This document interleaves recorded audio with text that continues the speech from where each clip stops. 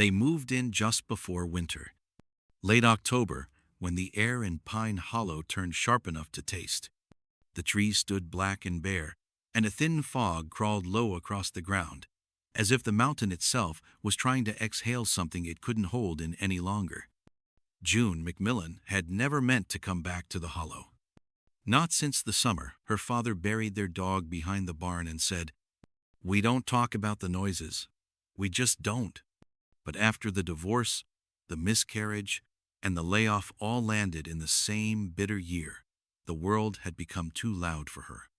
Too fast. Too cruel. When the letter came handwritten, yellowed at the edges from an aunt she barely remembered, she didn't hesitate. To June, my house and land in Pine Hollow left to you upon my passing. Use it wisely. Never leave it empty. That was all it said. No signature. No lawyer's seal. Just an address and a brass key wrapped in linen. The drive into the mountains felt like sinking. With every mile, her cell signal weakened. The roads narrowed. Trees leaned closer.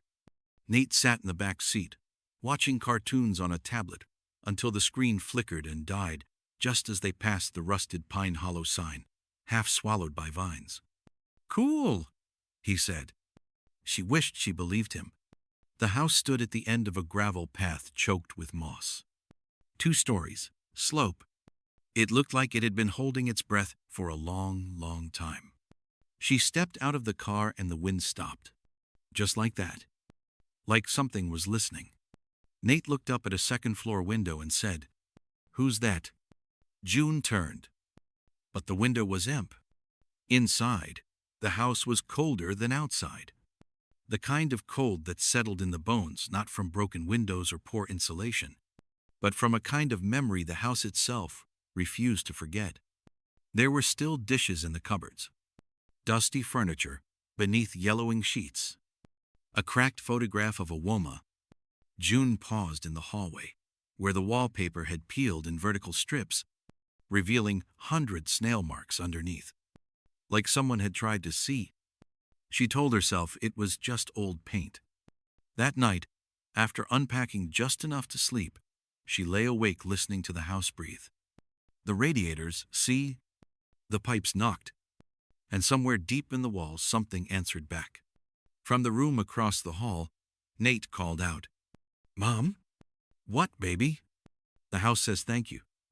June sat up. "For what?" A pause. For not being empty anymore. The knocking got louder by the third night. June assumed it was pipes. The house was ancient, after all. But the sound didn't match the rhythm of water or heat. It was slower, too deliberate. And it came from different places. Sometimes near the kitchen. Sometimes behind the mirror in the hall. Once, disturbingly, from the back of the coat closet, a solid exterior wall. June tried to ignore it.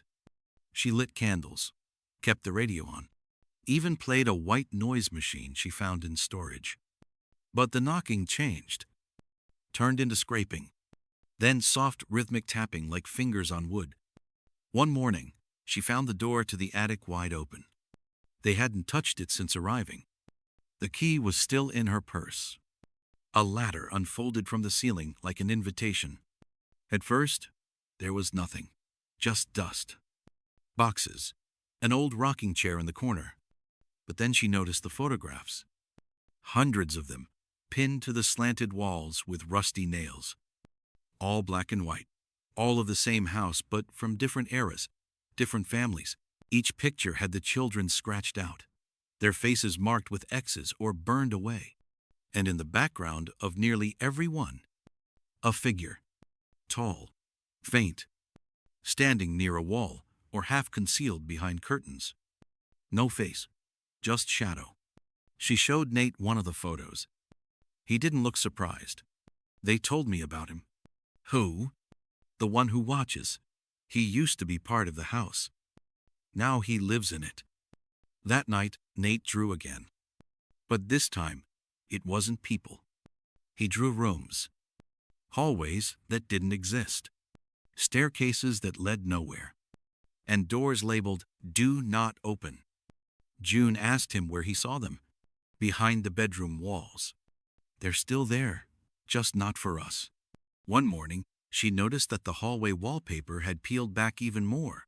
Behind it, faint, almost invisible, was a child's handprint, pressed into the wall like soft clay. Nate began talking in his sleep. Sometimes full conversations, mumbled under breath. June recorded one on her phone. When she played it back, she heard two voices. One was his. The other was whispering, low and guttural, answering him. Nate, can I go with you? Voice. Not yet. Your mother's still here. June began seeing movement in her periphery. Corners of the room bending ever so slightly. Shadows where light should be. And the doors, they no longer stayed shut, even when locked. At 3:11 a.m. every night, the bathroom light flickered 3 times. Once for each name carved into the base of the tub. Millie, Ruth, Eleonora. None of them were in the family tree, but all of them had the last name McMillan. Then came the voices. They didn't hide anymore. June heard them while cooking, while brushing her teeth, while staring at her own reflection, which sometimes blinked out of sync. The voices said things like, "We're still hungry. She promised us more. You brought a boy." The house wasn't haunted. It was alive. It didn't need ghosts. It kept what it liked. And it had started liking Nate. The letter wasn't there before. June found it in a cabinet behind a false panel in the bedroom wall, the one where the scratching had started. The envelope was sealed with wax, cracked and crumbling. The paper smelled like mold and old breath. It was written in careful, cursive strokes. This house keeps what it's owed. If you live in it, you belong to it. We made our offering. If you read this, it means it's your turn. There was no name, only initials at the bottom. M.M. Millie McMillan. June remembered Millie only in fragments. A pair of 2 pale eyes, a hand that trembled when it rested on her shoulder. A voice that always seemed like it was talking to someone behind you, not to you. She thought Millie was just lonely. Now, she wasn't so sure Millie had ever truly lived alone. That night, June checked the basement for the first time. The door was heavy, too heavy for its hinges. It took her 3 minutes to force it open. The stairs were rotted and soft, and the light bulb at the top blinked violently, then died. But the basement was warm, too warm, like something had been breathing down there. She found shelves full of old jars, peaches, preserves, jam. But the jars didn't contain fruit anymore. They were filled with teeth, some human, some not. And buried beneath them was a bundle of small bones, tied with a red ribbon. Nate had drawn this once. She hadn't understood it then. Now she did. Scrawled on the concrete wall, barely legible under the soot and mold, was a phrase, over and over, one for each room. June counted the rooms upstairs. 7. And she realized, with cold clarity, that the house had never been empty. Only waiting. She ran back upstairs, breath ragged, heart pounding.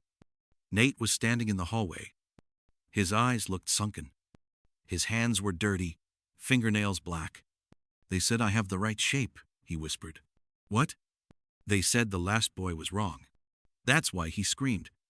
That night, the photos in the attic changed. The scratched-out children, their faces had returned. And in the newest photo, pinned dead center, June stood at the window, holding Nate's hand. But she'd never posed for it, never taken it. And in the reflection of the glass, someone else was smiling behind them.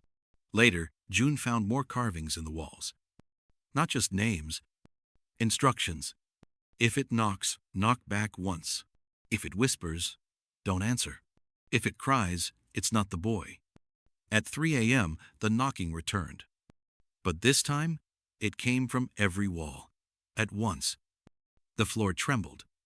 The pipes shrieked. And something beneath the floorboards began to hum. A low, slow lullaby out of tune, but terribly familiar. It was a tune June's mother used to sing. But her mother had died before Nate was born. Then the door to the guest bedroom, which had stayed shut since they arrived, swung open on its own. Inside was a cradle. Old, rocking on its own. Empty. Waiting. "You brought a child," the voice whispered through the walls. "We only needed one." June couldn't sleep. Every floorboard creaked, whether she stepped on them or not. Nate was no longer drawing. He was staring. At the walls, the corners, the doors, like he was listening for something she couldn't hear. That night, she packed a bag. One for her, one for Nate. She didn't care if the car worked or not. She'd run barefoot down the mountain if she had to. But when she opened the front door, every tree in the yard had moved.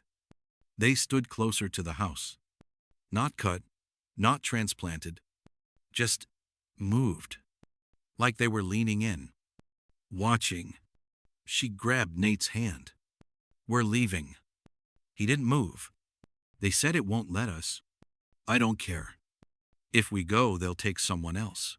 That's the deal. That's always been the deal." June froze. "What deal?" "The family before us. And before them. One stays, the rest can go." He looked at her, almost apologetic. "They said I'm a good fit." She snapped. She dragged Nate into the living room, tossed clothes into a bag, and pulled open every curtain to let the moonlight in. The air turned hot. Too hot for winter. Too hot for anywhere in the Appalachians. And from deep below the floorboards came a sound like boiling breath. Then she remembered what her aunt had written. "Use it wisely. Never leave it empty." June realized it wasn't about ghosts, or demons, or even memories. The house didn't need to haunt.